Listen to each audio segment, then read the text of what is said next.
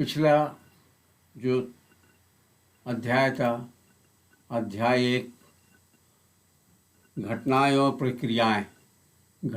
प्रक्रियाएं पूर्ण होकर इतिश्री हो चुकी है अध्याय 1 की। अब हम अध्याय 2 प्रारंभ करने जा रहे हैं, जिसका शीर्षक है क्रांति की शुरुआत।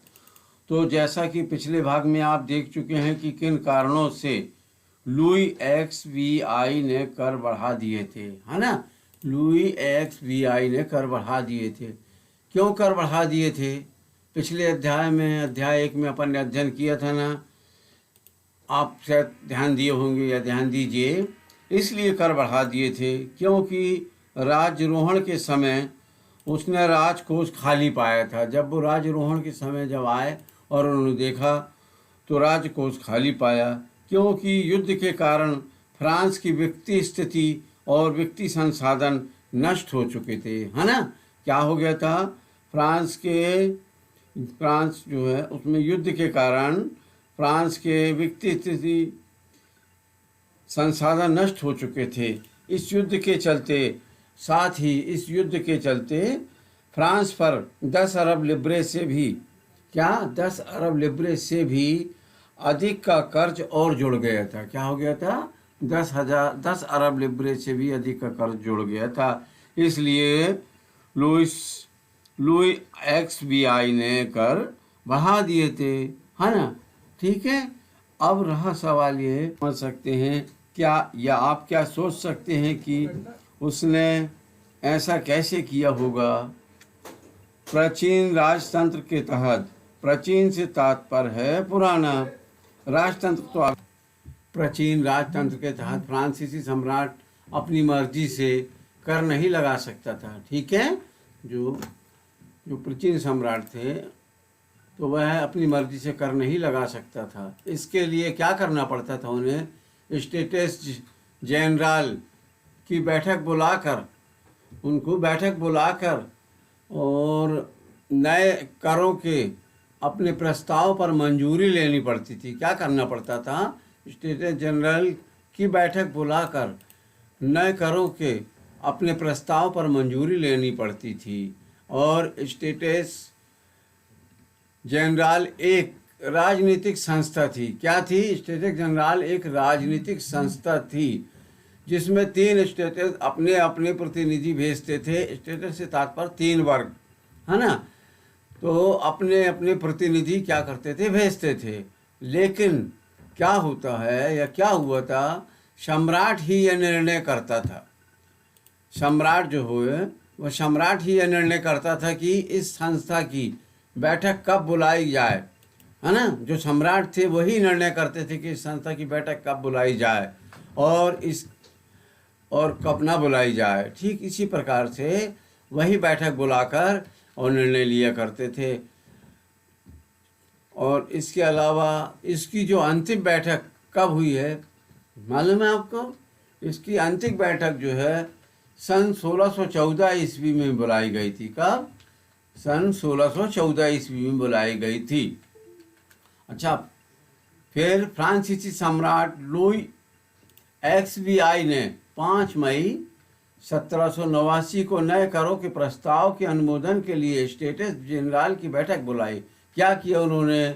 जो फ्रांसीसी सम्राट लुई XVI ने कब बैठक बुलवाई थी? 5 मई 1789 को। 5 मई सन 1789 को नए करों के प्रस्ताव के अनुमोदन के लिए, क्योंकि उनको नए कर लगाने के लिए उनके प्रस्ताव मांगे गए थे और उनके प्रस्ताव के अनुमोदन के लिए उन्होंने स्टेट्स जनरल की बैठक बुलाई थी। फिर क्या हुआ? प्रतिनिधियों की मेजबानी के लिए फिर उन्होंने क्या किया? प्रतिनिधि जो आए थे तो प्रतिनिधियों की मेजबानी के लिए सरवास के एक आलीशान, जो सरवास था तो सरवास के एक आलीशान भवन को सजाया गया, है ना। तो उस आलीशान भवन को सजाया गया। पहले और दूसरे स्टेट्स ने इस बैठक में अपने अपने क्या किए? 300-300 प्रतिनिधि भेजे, है ना। कितने भेजे? 300-300 प्रतिनिधि भेजे। जो आमने सामने की कतारों में बैठ गए। आमने सामने, समझ रहे हैं ना आप, कि आमने सामने की कतारों में बैठ गए। फिर तीसरे स्टेटस के 600 प्रतिनिधि उनके पीछे खड़े किए गए। कितने?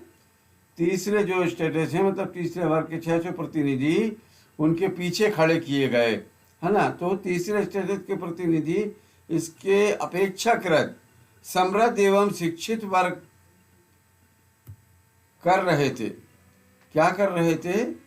अपेक्षाकृत समृद्ध एवं शिक्षित वर्ग कर रहे थे। किसानों, महिलाओं एवं कारीगरों का सभा में प्रवेश भी वर्जित कर दिया गया था। क्या कर दिया गया था? किसानों का और महिलाओं का और कारीगरों का सभा में प्रवेश वर्जित कर दिया गया था। फिर भी लगभग 40,000 पन्नों के 40,000 पत्रों के, फिर भी लगभग 40,000 पत्रों के माध्यम से उनकी शिकायतों एवं मांगों की सूची बनाई गई। क्या किया गया? 40,000 पत्रों के माध्यम से उनकी सूची, उनकी शिकायतें एवं मांगों की सूची बनाई गई, जिसे प्रतिनिधि अपने साथ लेकर आए थे। जिससे जो प्रतिनिधि थे वो अपने साथ लेकर आए थे। क्या लेकर आए थे? वही शिकायत और मांग अपनी, है ना। तो स्टेट जनरल के नियमों के अनुसार क्या है, जो स्टेट जनरल थे ना, उनके नियम के अनुसार प्रत्येक वर्ग को एक मत देने का अधिकार था। तो क्या था? स्टेट जनरल के नियमों के अनुसार प्रत्येक वर्ग को एक मत देने का अधिकार था। क्या था? एक मत देने का अधिकार था, है ना। इस बार भी लुई XVI इसी प्रथा का पालन करने के लिए दृढ़ प्रतिज्ञित थे, है ना। क्या थे? जैसा पूर्व में उन्होंने किया था, इसी प्रकार से लुई XVI इसी प्रथा का पालन करने के लिए, यानी इसी नियम का पालन करने के लिए दृढ़ प्रतिज्ञित थे, है ना। और तीसरे वर्ग के प्रतिनिधियों ने, जो तीसरा वर्ग था, थर्ड स्टेटस, तो तीसरे वर्ग के प्रतिनिधियों ने मांग रखी कि अब की बार पूरी सभा द्वारा मतदान कराया जाना चाहिए। उन्होंने क्या मांग रखी? जो तीसरा वर्ग था कि प्रतिनिधियों ने मांग ये रखी थी कि अब की बार, यानी इस बार पूरी सभा द्वारा मतदान कराया जाना चाहिए, जिसमें प्रत्येक सदस्य को एक मत देने का अधिकार होगा। परंतु यह एक लोकतांत्रिक सिद्धांत था। क्या था ये? एक लोकतांत्रिक सिद्धांत था, जिसे मिसाल के तौर पर रूसो ने अपनी पुस्तक द सोशल कॉन्ट्रैक्ट में प्रस्तुत किया था। काय में प्रस्तुत किया था? मिसाल के तौर पे, यानी उदाहरण के तौर पे, जैसे कि उदाहरण के तौर पर रूसो ने अपनी पुस्तक द सोशल कॉन्ट्रैक्ट में प्रस्तुत किया था। जब सम्राट ने, और फिर क्या हुआ, जब सम्राट ने इस प्रस्ताव को अस्वीकार कर दिया तो तीसरे स्टेटस के प्रतिनिधि विरोध जताते हुए सभा से बाहर चले गए। जिस तरीके से हमारे राज्यसभा या लोकसभा या सांसद सभा में आपस में जो सहमति नहीं बनती है, तो विरोधी पार्टी, पक्ष विपक्ष अपना अपना प्रस्ताव रखते हैं, और जब सहमति और स्वीकृति नहीं होती है तो वो उसका विरोध करके बाहर गमन कर जाते हैं, यानी बाहर निकल आते हैं। तो फिर इसी प्रकार सम्राट ने इस प्रस्ताव को अस्वीकार कर दिया, तो फिर क्या हुआ? तीसरे स्टेटस के, तीसरे वर्ग के प्रतिनिधि विरोध जताते हुए सभा से बाहर चले गए। फिर क्या हुआ? तीसरे वर्ग के प्रतिनिधि खुद को संपूर्ण फ्रांसीसी राष्ट्र का प्रवक्ता मानते थे। क्या हुआ था? जो तीसरे वर्ग के, जिन्होंने अपना प्रस्ताव पारित कराने के लिए प्रस्ताव रखा था, उनका प्रस्ताव अस्वीकृत कर दिया गया था, तो उन्होंने स्वयं अपने वर्ग के प्रतिनिधि खुद को संपूर्ण फ्रांसीसी राष्ट्र का प्रवक्ता मान लिया था और मानते थे। फिर क्या हुआ? 20 जून को ये प्रतिनिधि वर्साय के इंडोर टेनिस कोर्ट में जमा हुए। कहाँ जमा हुए? फिर ये प्रतिनिधि वर्साय के इंडोर टेनिस कोर्ट में जमा हुए। क्यों जमा हुए? क्योंकि उन्होंने अपने आप को नेशनल असेंबली घोषित कर दिया, है ना। इसलिए जमा हुए थे क्योंकि उन्होंने अपने आप को नेशनल असेंबली घोषित कर दिया। नेशनल असेंबली से तात्पर्य समझ रहे हैं आप? राष्ट्रीय सभा। नेशनल असेंबली से तात्पर्य है राष्ट्रीय सभा। तो घोषित कर दिया और शपथ ली कि जब तक सम्राट की शक्तियों को कम करने वाला संविधान तैयार नहीं किया जाएगा तब तक असेंबली भंग नहीं होगी। तो उन्होंने इस बात का दृढ़ निश्चय किया तीसरे वर्ग के लोगों ने कि जब तक सम्राट की शक्ति जो है, उनको जितने अधिकार हैं उनको कम नहीं किया जाएगा, यह करने वाला संविधान तैयार नहीं किया जाएगा, तब तक असेंबली भंग नहीं होगी, है ना। तो उन्होंने असेंबली भंग नहीं करने का प्रस्ताव पारित करने के संदर्भ में इस बात को रखा, अपना प्रस्ताव। परंतु उनका नेतृत्व मिरोब्यो और आबे सीए, उनका नेतृत्व मीराब्यो और आबे सीए ने किया, है ना। इन्होंने जब उनका नेतृत्व किया तो मीराब्यो का क्या हुआ? मीराब्यो के संदर्भ में हम आपको पहले ये जानकारी दे देते हैं कि जिन्होंने इनका नेतृत्व किया था, तो मीराब्यो का जन्म कुलीन परिवार में हुआ था। कहाँ हुआ था? कुलीन परिवार में इनका जन्म हुआ था। लेकिन वह समानती विशेष अधिकारों वाले समाज को खत्म करने की जरूरत से सहमत था। क्या था? वो समानती जो विशेष अधिकारों वाले जो होते हैं ना समाज, तो समानती विशेष अधिकारों वाले समाज को खत्म करने की जरूरत से सहमत थे। वो पूर्ण रूप से सहमत थे। और उसने एक पत्रिका निकाली थी और उन्होंने स्वयं एक पत्रिका भी निकाली थी, है ना। और वर्साय में जुटी भीड़ के माध्यम या समक्ष जोरदार भाषण भी दिए थे। क्या किया था? जहाँ पर जनता जनार्दन पब्लिक थी, तो वर्साय में जुटी भीड़ के समक्ष उन्हीं भीड़ के पास जोरदार भाषण भी उन्होंने दिए थे। क्या भाषण दिए थे? देखिए, अम्बेसीय मूलतः ये बता दें कि अम्बेसीय जो हैं, अब इनके संदर्भ में जानकारी ये दे रहे हैं कि ये इन दोनों ने जो नेतृत्व किया था, तो अम्बेसीय के संदर्भ में आपको बतला दे पहले कि अम्बेसीय मूलतः पादरी था। कौन था? ये पादरी था। और उसने तीसरा स्टेटस क्या है? उसने तीसरा स्टेटस क्या है ना। तो इस संदर्भ में आपको शीर्षक से एक अत्यंत प्रभावशाली प्रचार पुस्तिका, अत्यंत शीर्षकशाली पुस्तिका का प्रचार किया। जिस वक्त नेशनल असेंबली संविधान का प्रारूप तैयार करने में व्यस्त थी। क्या थे? जिस वक्त जो नेशनल असेंबली थी संविधान का प्रारूप तैयार करने में व्यस्त थी, है ना। तो जो व्यस्त थी, तो पूरा फ्रांस आंदोलित हो रहा था। क्या हो रहा था उससे? पूरा जो फ्रांस है ना, वो आंदोलित हो रहा था। अच्छा, कड़ाके की ठंड के कारण जो उस समय बहुत ठंड भी पड़ रही थी, जो आंदोलित हो रहे थे, जो आंदोलन हो रहा था, तो कड़ाके की ठंड के कारण फसल मारी गई थी। क्या हुआ था? कड़ाके की ठंड पड़ने के कारण जो है ना, वो फसल भी मारी गई थी। और पाव रोटी की कीमतों में, जो पाव रोटी थी उनकी कीमतें आसमान छू रही थी, है ना। आसमान छू रही के तात्पर्य तो समझ रहे हैं आप, है ना। बहुत ही ज़्यादा कीमत रखी गई थी, तो इसलिए पाव रोटी की कीमतें आसमान छू रही थी। और बेकरी मालिक, जो पाव रोटी बनाने वाले बेकरी मालिक थे, तो बेकरी मालिक स्थिति का फ़ायदा उठाते हुए, वो फ़ायदा उठा रहे थे माहौल का और स्थिति को देखते हुए फ़ायदा उठाते हुए जमाखोरी में जुटे थे। काय में? जमाखोरी में जुटे थे।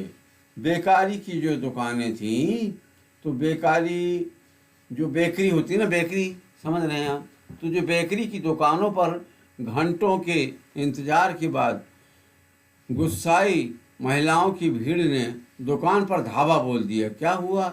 जो बेकरी की दुकानों पर घंटों का इंतजार करना पड़ता था, इस कारण इंतजार के बाद इंतजार करते करते फिर जो क्रोधित हुई महिलाओं की भीड़ ने दुकान पर धावा बोल दिया था, है ना। और धावा जब बोला तो दूसरी तरफ सम्राट ने सेना को पेरिस में प्रवेश करने का आदेश दे दिया था। क्या किया था? सम्राट ने सेना को पेरिस में प्रवेश करने का आदेश दे दिया था, है ना। तो क्रुद्ध भीड़ ने, जो भीड़ थी, तो क्रुद्ध भीड़ ने 14 जुलाई को बस्तील पर धावा बोलकर उसे नेस्त नाबूद कर दिया, क्षतिग्रस्त कर दिया। तो नेस्त नाबूद कर दिया था। अब जैसा कि देहाती इलाकों में गांव-गांव ये अफवाह फैल गई कि जागीरों के मालिकों ने भाड़े पर लठैतों और लुटेरों के गिरोह बुला लिए हैं, है ना। तो जब नाश नाबूद कर दिया गया तो उस तरीके से देहातों में, गांव देहातों में, इलाकों में, तो गांव-गांव क्या हुआ, ये खबर फैल गई, ऐसी अफवाह फैल गई कि जागीरों ने या जागीरों के मालिकों ने, जो जागीर थे उनके मालिकों ने क्या किया था, भाड़े पर यानी किराए पर लठैत यानी रंगदारों को, गुंडों को बुला लिया था। और उन रंगदार गुंडों के गिरोह को बुला लेने के पश्चात जो पकी फसलें थी, है ना, जो पकी फसलें थी, तो पकी फसलों को तबाह करने निकल पड़े थे। और फिर क्या हुआ, जब तबाह करने निकल पड़े हैं तो उस समय कई जिलों में भय से आक्रोशित होकर किसानों ने कुदालों और बेलचों से ग्रामीण किलों पर आक्रमण कर दिया था। कुदालों समझते हैं ना, वही जिससे खोदते हैं अपन, जैसे खेती हो गया, कुदाली हो गई। तो इसी प्रकार से फिर क्या हुआ, कई जिलों में भय के डर के कारण और तो भय से आक्रांत होकर, है ना, किसानों ने कुदालों और बेलचों से ग्रामीण किलों, जो गांव के किले थे, तो ग्रामीण किलों पर आक्रमण कर दिए हैं और उन्होंने अन्न भंडारों को लूट लिया। ठीक है, अन्न भंडारों को भी लूट लिया था, जो अन्न के जो भरे हुए भंडारण होते हैं उनको भी लूट लिया। फिर क्या हुआ, और लगान संबंधित दस्तावेजों को जलाकर राख कर दिया। जो लगान के जो दस्तावेज होते हैं उनको भी उन्होंने क्या किया, दस्तावेजों को जलाकर राख कर दिया, पूर्ण रूप से क्षतिग्रस्त कर राख कर दिया, जलाकर।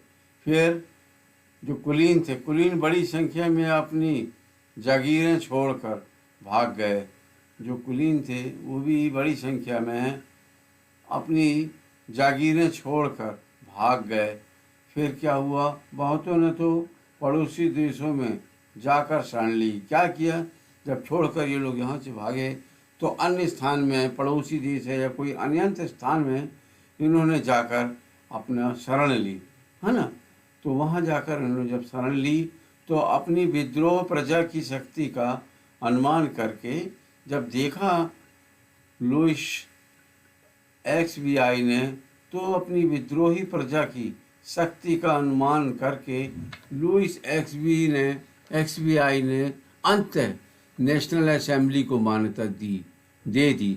क्या किया, फिर जाके जब इन्होंने देखा कि हमारी प्रजा जो है शक्तिशाली है और इनका विद्रोह देखकर उनको ये लगा कि नहीं, वास्तव में ये जो है इस संदर्भ में क्या निर्णय लेना उचित होगा, तो फिर उन्होंने अपना निर्णय लिया और नेशनल असेंबली को क्या किया, मान्यता दे दी और उनको सहमति अपनी दे दी, तीसरे बार को, थर्ड स्टेटस को, है ना। तो मान्यता दे दी और यह भी मान लिया कि उसकी सत्ता पर अब से संविधान का अंकुश होगा, जो उनकी सत्ता थी तो उनके जो हैं उनके संविधान पर भी अंकुश होगा। ठीक ठीक इसी प्रकार क्या हुआ फिर 4 अगस्त 1789 की रात को, कब, उसी दिन 4 अगस्त 1700 में करों, कर्तव्यों और बंधनों वाली असेंबली ने क्या किया फिर, असेंबली ने करों, कर्तव्यों और बंधनों वाली समानती व्यवस्था के उन्मूलन का आदेश पारित किया, है ना। क्या हुआ, उन्होंने आदेश करों, कर्तव्यों और बंधनों वाली समानती व्यवस्था के उन्मूलन का आदेश पारित किया। फिर जो पादरी वर्ग के लोग थे, तो पादरी वर्ग के लोगों को भी अपने विशेष अधिकारों को छोड़ देने के लिए विवश किया गया। जो उनके पास विशेष अधिकार थे पादरी वर्ग के लोगों के पास में, तो उनके भी जो विशेष अधिकार दिए गए थे उनको भी विवश किया गया उस अधिकार को छोड़ देने के लिए। चूँकि प्रजा की शक्ति बहुत महान होती है, जब देखा सम्राट ने लुईस XVI, जो सम्राट है लुई XVI ने जब देखा, तो जब सम्राट ने इस बात को मान लिया, तो फिर प्रजा ने इस और भी ध्यान दिया और विशेष जो पादरी वर्ग के लोग थे उनके विशेष अधिकारों को भी छोड़ देने पर विवश किया गया। उनके जो अधिकार विशेष थे उनको समाप्त करने के लिए उन्होंने ये सब कुछ कार्य किया। फिर क्या था, धार्मिक कर समाप्त कर दिया गया था, जो धार्मिक कर था वो समाप्त कर दिया गया था, और चर्च के स्वामित्व वाली भूमि जब्त कर ली गई थी। जो चर्च का जो स्वामित्व भूमि थी उसको जब्त कर ली गई थी। इस प्रकार कम से कम 20 अरब लिब्रे की संपत्ति कर के हाथ में आ गई थी, है ना।